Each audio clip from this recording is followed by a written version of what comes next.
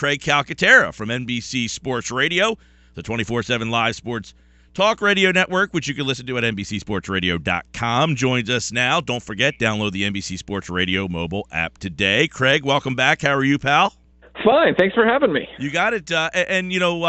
Trade deadline is starting to creep up on us. They extended it to the 1st this year because the 31st fell on a Monday. And do you think that lends to any more action because of the extra day? Should we see a busy trade deadline? You getting that feeling? I don't know if it'll change things that much. I've not spoken with a ton of GMs over the years, but the ones that I do talk to basically live on their phone and don't know what day it is this time of year. So I think we'll see.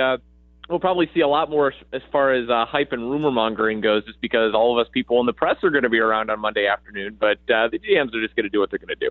Yeah, and one name here in Philly that I want to kind of highlight and get your thoughts on is Jeremy Hellickson. You know, he's a guy, I guess you got to give Matt Klentak a little bit of a tip of the cap there. They took a shot on him, and he seems to be one pitcher and one name from this team that has some interest.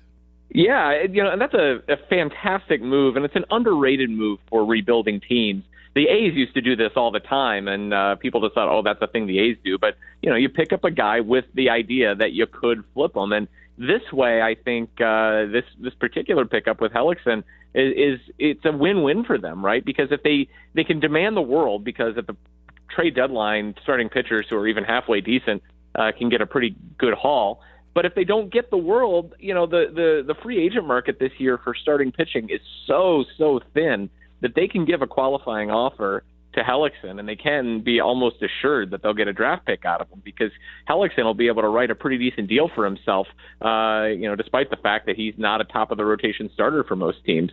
They could sit back. Klentak could sit back right now, demand a blue-chip prospect, someone who's a projectable major league starter in the next couple of years, and not be seen as unreasonable. So either way, the Phillies go with that. That's not too bad. Yeah, Craig, there's been some reports that they've been asking for one of your top 5 prospects. If the Phillies get that back in return, what kind of win is that for them?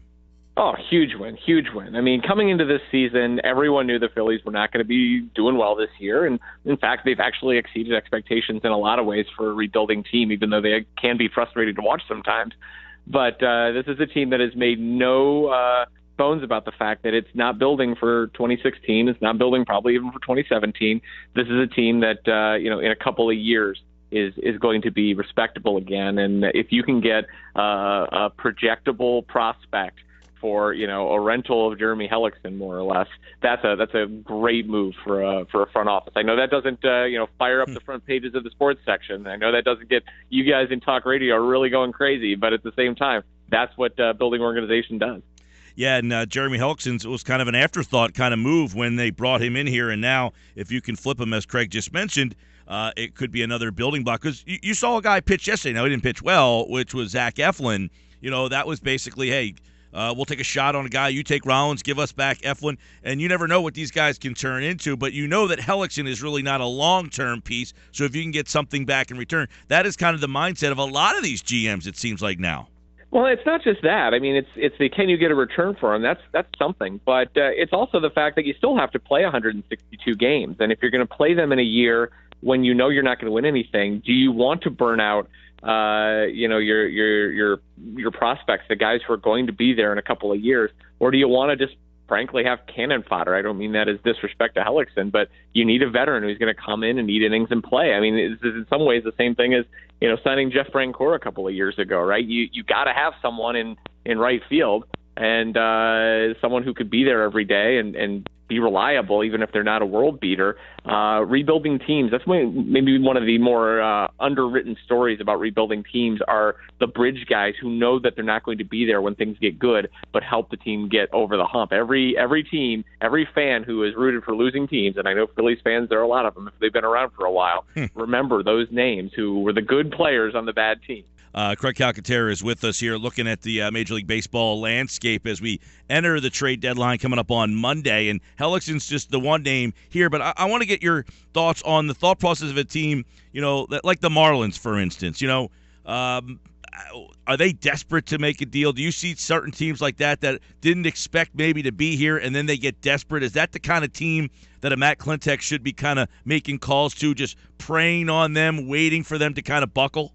Oh, absolutely. I don't know if the Marlins are the best example of that, partially because they're in the division, and it's always harder to do trades in the division. Also because they're historically cheap, and they're not necessarily going to go all out to win all the time. But certainly targets of opportunity is a good way to think about the trade deadline. Go look at the Texas Rangers right now, who had a huge lead. They've been plummeting, 3 or 4 starting pitchers injured, all kinds of position players injured, but still are in first place.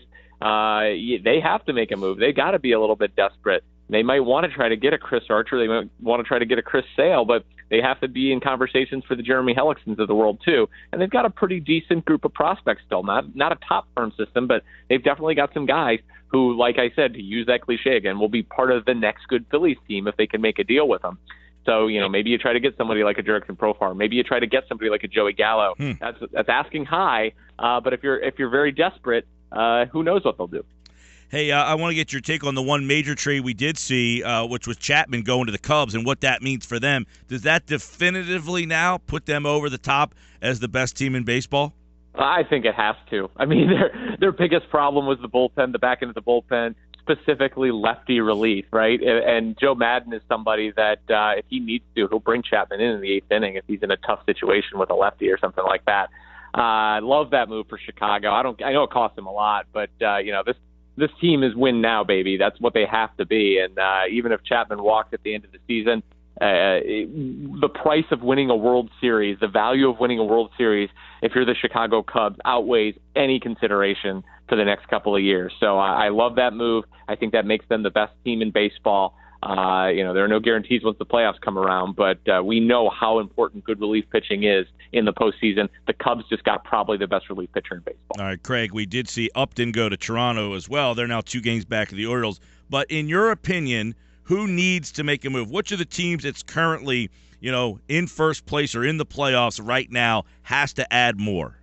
Well, the Rangers, like I mentioned, they got decimated with injuries. Plus, they've got, I think, the toughest team behind them in the standings in the Houston Astros. The team most likely to overtake a first-place team right now, I think, is Houston. Beyond that, one of the teams in the American League East. I know they've all made moves. I know Boston's made a couple of moves for pitchers. You mentioned Upton to the Blue Jays.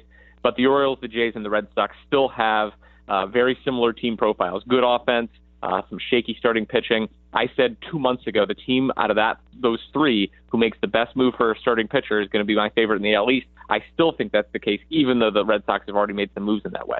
All right, and then, of course, you look down the line here. We talked the last time we spoke about the Yankees and whether they should buy or sell. The Chapman move, is that their sign that they're going to be a seller? Do you see another move from the Yankees selling somebody? Well, that was, we could call that a white flag, or if you're the Yankees, you could say, well, no, you just wasn't going to be team controlled after this year, and it's a moderate move, and we're not rebuilding. But now they're rebuilding. I think that they're probably listening on absolutely everybody right now. If I'm them, I see if I can get anything for Beltran. I see if I can maybe even get a big package for Miller. I mean, the idea with the Yankees was with Andrew Miller, they were going to trade either him or Chapman. They wanted to keep Miller because he's team controlled for a while. But when they saw how much they got for a rental on Chapman, they have to be calling other people and saying, back up the prospect truck for us. The Yankees have a pretty poor farm system. Their core is aging. They need to rebuild. If they could trade Miller and Chapman, that's a huge catapult forward for a rebuild for them. Last one, Chris Sale. We know his name has been up, a little controversy. His 5-day suspension is up, but will he be moved? Will this motivate them now to say, you know what, we got to cut ties? It's too much bad blood here. They got to. They have to. He gave an interview during his suspension, throwing Robin Ventura, his manager, under the bus. I don't know how you come back from that. Now, of course, Chris Sale, being Chris Sale, for some reason gets good press even when he does that. He's a competitor. No, he said his manager doesn't want to win as much as he wants to listen to the business people in the front office. How do you keep that guy around, especially when he's such a good pitcher and everybody needs pitching? I think they got to move him. I think it's a good time to move him, too. All right, Craig Calcaterra, you can listen to him on NBC Sports Radio, the 24/7 live sports talk network, which you can listen to at NBCSportsRadio.com and download the NBC Sports Radio mobile app right now. Craig Calcaterra, talking baseball. Thanks, pal. Thank you very much.